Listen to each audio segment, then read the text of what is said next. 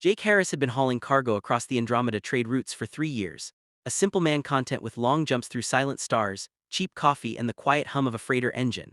In all that time, he'd managed to avoid one thing: his mandatory galactic medical exam. But corporate had finally caught up, and now he found himself sitting in the waiting room of Orbital Medical Station Kepler 22, surrounded by aliens that looked like they'd raided a discount Halloween store. Harris Jake, human, Earth origin, the receptionist called, her four eye stalks swiveling until they found him.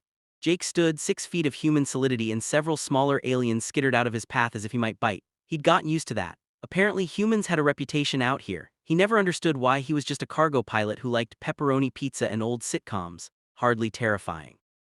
The receptionist directed him to Examination Room 7, where Jake came face to thorax with Dr. Velis, an insectoid physician whose compound eyes reflected his image 1,000 times over. "Ah, wonderful," the translator chirped. "My first human patient, very straightforward biology, carbon-based, bilateral symmetry, standard respiration." Jake chuckled. "You'll find I'm pretty average, doc, just need that clearance so corporate stops nagging me." The doctor nodded, tapping at a holographic display. "Of course, just a formality, I'll access your medical records from your homeworld database." Jake shrugged. "Sure, but fair warning, it's a long one. Broke my arm once, had my appendix out, the usual." Velis waved dismissively. "Routine." The transfer began, 10%, 20, and then the screen flashed crimson. "Warning, classified material detected, Deathworld protocol active, level 9 clearance required." The translator made a noise like a computer dying mid-update.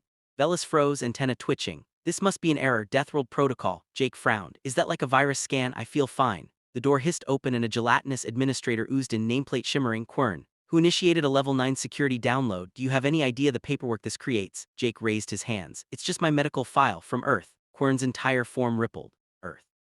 Oh, stars preserve us." Velis looked confused. "Is there a problem?" Quern quivered. "Did you not check the species classification before scheduling this? Humans are a Class 12 Deathworld species." Jake blinked. "A what now?" "A planet classified as actively hostile to life," Quern explained. "Your Earth scores a 12.7 on the Galactic Habitability Index. Anything below 15 is a death trap. Civilized worlds average 40 to 60. Jake laughed. "Hostile. We've got beaches, coffee, and Netflix." Velis scrolled through the report, his antenna drooping lower with each line. "Extreme temperatures, seismic instability, predatory megafauna, 21% atmospheric oxygen, flammable levels. Who approved this as habitable?" "We breathe it fine," Jake said defensively. "Sure, Australia has some weird spiders, but you just avoid those." "Just avoid those," Quern echoed faintly. The download completed with a chime that sounded far too ominous. Velis stared at the screen. "Perhaps we simply stamp his clearance and—" "Oh no," Quern interrupted. "Galactic Medical Council regulations require full processing." Velis sagged. 347 pages, the average species has 12, Jake shrugged. "What can I say? I had an active childhood." Velis began reading. "Age 3, body temperature 40 degrees Celsius, survived." "Yeah," Jake said, "just a bad fever." The doctor stared. 40 degrees sterilizes equipment. "You survived that for days." "I wasn't being sterilized, I was sick." Velis scrolled further. "Varicella zoster virus, age 7, entire body covered in pustules, fever, extreme itching, treatment oatmeal baths, chickenpox." Jake said proudly. "We have vaccines now." Quern bubbled in disbelief. "You let offspring endure plague conditions as training. It's called building immunity," Jake said. "Our immune systems learn." Velis turned toward him slowly. "Learn?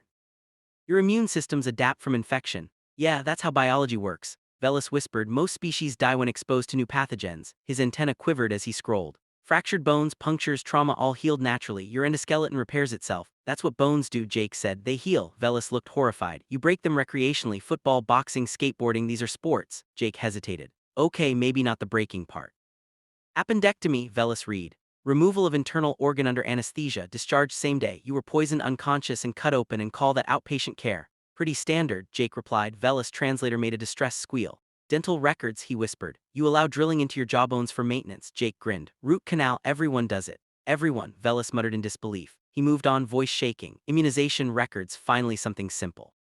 He read 3 lines, froze again. "You inject yourselves with diseases. Weaken ones," Jake explained, "so we don't die later." Quern nearly collapsed. "Each one of those would annihilate entire species." "That's why it works," Jake said. "Trains the immune system." Velis' eyes widened. "Your bodies conduct live combat training. You carry billions of adaptive warriors in your blood." Jake shrugged. "I guess that's one way to say it." "This isn't biology," Velis whispered. "This is warfare." Quern rippled. "Doctor, there's more hangovers, multiple entries." Velis read silently for a moment. "Voluntary ingestion of ethanol, a neurotoxin to impair neurological function repeatedly." Jake smirked. "College, your kind consumes industrial solvent for recreation." "We call it beer," Jake offered helpfully. Velis looked like he wanted to retire. "Flu vaccinations annual," he muttered, reading further. "You re-expose yourselves to a mutating pathogen each year." "Yeah," Jake said, "the flu changes, we adapt." Silence filled the room. Velis' translator wheezed. "You are in an evolutionary arms race with a virus and you think you're winning." Jake grinned. "We're still here, aren't we?" Velis looked at him as though staring into the face of a natural disaster that learned to smile. "Humanity," he said softly, "is not a species, it is a biological event." Quern's body quivered like gelatin in an earthquake, and they think they're boring.